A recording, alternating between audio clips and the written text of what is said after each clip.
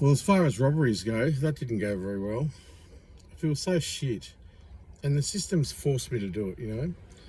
So I fill up $50. I didn't fill up the whole tank. I just filled up what I needed to get to the next park where I'm going to sleep because I've got no home. I've got no medication. And I stole, what did I steal? I stole an iced coffee, a sausage roll, and some barbecue shapes. That's what I stole from a service station. And I gave him the note with who I was, my name, my date of birth, my whistleblowing website, promising to pay him back. And he wouldn't. I walked out calmly and just tried to run off.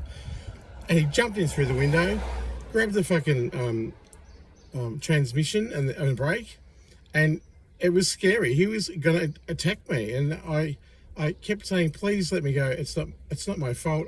I want to pay you back."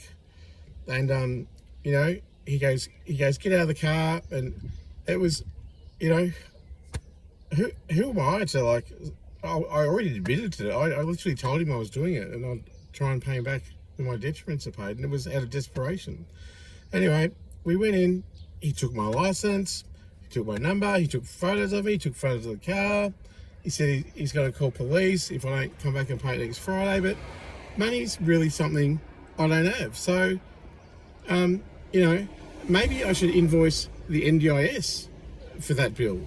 Or maybe I should invoice WorkCover or WorkSafe, or invoice the Attorney General and the Prime Minister for covering up my former partner and the money he owes me. Maybe I should invoice them, for the I think it was $57 that I stole out of pure desperation.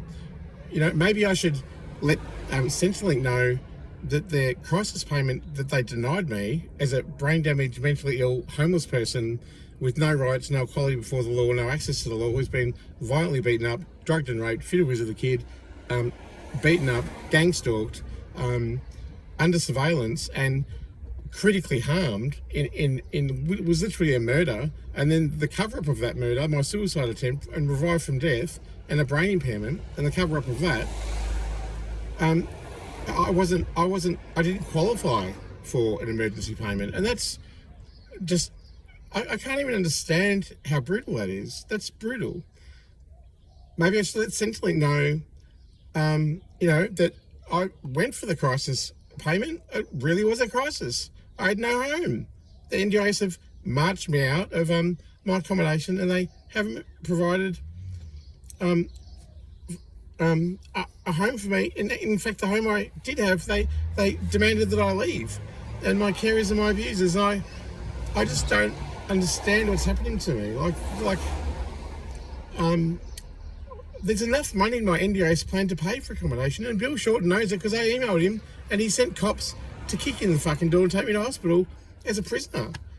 This financial oppression is systemic, and it's really fucking wrong.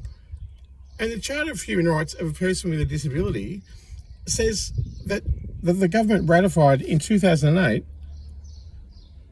states that a disabled person should be provided reasonable accommodation. No one would argue that I haven't got a disability. No one would argue that. That's a law that's an ethos that underpins all laws in Australian society, and they haven't provided it. I can't believe it. I just can't believe it. And today, I'm going to have to go and live in the park.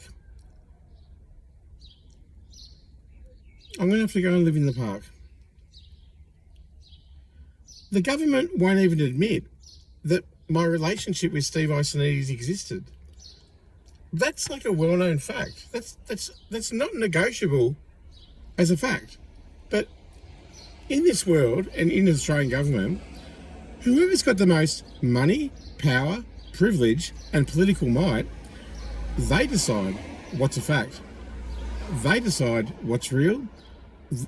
They will or will not acknowledge it, depending if they want to give you the money. It's as simple as that. And you know what? We're living in a post-fact world.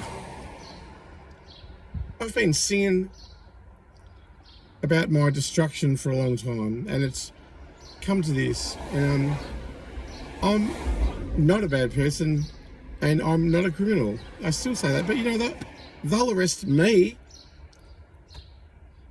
for literally trying to hang on to survive after a brutal oppression of me has victimised me to the point of death, and then covered it up, and 3 years later still has so much malice for me.